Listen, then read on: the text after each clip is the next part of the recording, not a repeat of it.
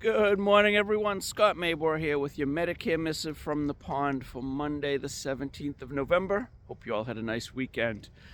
Today I wanted to talk about Medicare drug plans.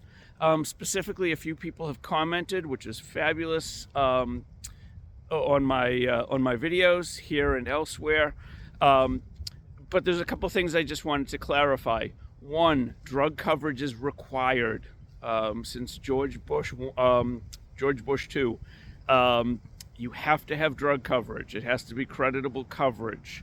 So whether you get that as part of an Advantage plan, whether you're getting that from an employer, whether you have a standalone drug plan, you have to have drug coverage or you will be penalized. So is the penalty worth it? Probably not in most cases. If you are going with just Medicare, which is also required, in most counties, you can buy a drug plan for zero premium. So somebody had commented that, with all the advances in, where to buy drugs, and you can buy them online, and you can buy them from Canada and so forth, none of which would use your drug coverage, absolutely. But if you can buy a drug plan for zero premium, why not sign up for it? It eliminates the need to have a penalty in the future. I've had people tell me they're never going to be on medications. They don't believe in them. And then something happens and they end up on a medication. One woman had a stroke. So she was on blood thinners, I believe. And hey, she changed her mind. But at that point, she was 75 years old and had 10 years of drug penalties. It's just not worth the aggravation. If you have an Advantage plan with drug coverage built in, great. In most cases, you're not paying much for the Advantage plan and the drug coverage is included. So before you simply say, I'm not going to have drug coverage, make sure you understand how the penalty is going to work and how it may impact you in the future. To be clear, though, if you never sign up for drug coverage, you will never pay the penalty. The penalty only is activated when you sign up for drug coverage. The other thing, somebody mentioned that she was paying, I want to say it was $130 a month for a plan with no drug deductibles. Most plans have a drug deductible now. There were far fewer when just a couple of years ago. Any county I looked up would have 30 or more drug plans.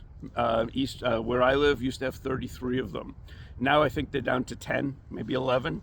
And out of that 10, let's say, 8 or 9 have drug deductibles. Almost all of them are the $615, which is the maximum allowed for 2026. There's one that has a smaller drug deductible, and I want to say it's around $150, and then there's one that has zero. The truth of the matter is, though, if you're paying $130 or $150 a month for a drug plan with no drug deductible, is it worth it? If you could buy a drug plan that meets your needs, that has a drug deductible, for, let's say, one of the most popular ones in Massachusetts is $12 a month. It has a $615 drug deductible. I could put you in a plan that costs $135 a month that has no drug deductible. You save the drug deductible, but now you're paying $115 a month to get rid a month.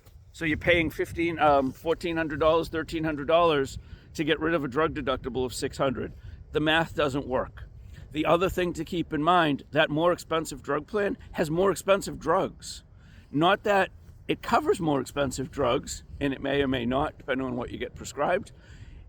The actual cost of your drugs is higher on the $130 a month plan. So in many cases, and granted not all, it's case by case, but you give me your list of drugs, I can tell you, aside from the deductible, here's what you're going to pay for drugs, or including the deductible. Here's what you're going to pay for drugs on the $13 a month plan. Here's what you're going to pay for drugs on the $130 a month plan. Same drug, same pharmacy. And in almost all cases, you're paying more on the more expensive plan. Now, it's not always the case. Sometimes you're paying less. However, the additional $100+ a month negates any savings. And keep in mind, if it's covered on the plan, your max out of pocket is $2,100. So if you have expensive drugs and you're going to hit that max anyway, a cheap plan is going to cover it just as quickly as an expensive drug plan. You're going to max out the plan either way. It's just a matter of when you max it out. And another important note with the deductibles, you can do what they call smooth it. You tell the pharmacy you want to smooth out your drug payments, and what they will do is take your $615 plus the copays in January and divide that by 12 months. If February is also expensive, you do it again, they divide by 11 months and add it to the other one. They have to do it. The pharmacy doesn't do it. The drug company has to do it, so they will send you back to the company to set this up. You have to fill out some form. It's guaranteed. They cannot say no. They have to do it. There is no interest. So if you're being hit with a big $615 deductible in January, spread it out.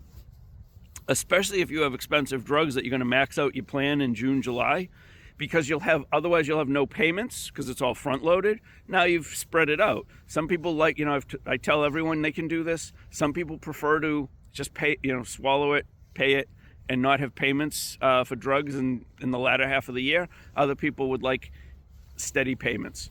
Totally up to you. They have to do it. So keep that in mind. So one, drug coverage is required or you will be penalized. You can decide if the penalty is worth it or not. It's 1% per month for every month you miss of the national average plan, which is approximately $35 a month. More expensive drug plans are not necessarily better, and sometimes not paying a deductible costs you more. There's my conclusion. Have a great day, everyone. Be well, stay safe. Oh, and one final note. Some guy has been commenting on my posts. He's trying to sell some sort of health insurance plan. If I understand it correctly, it's one of those faith-based health plans.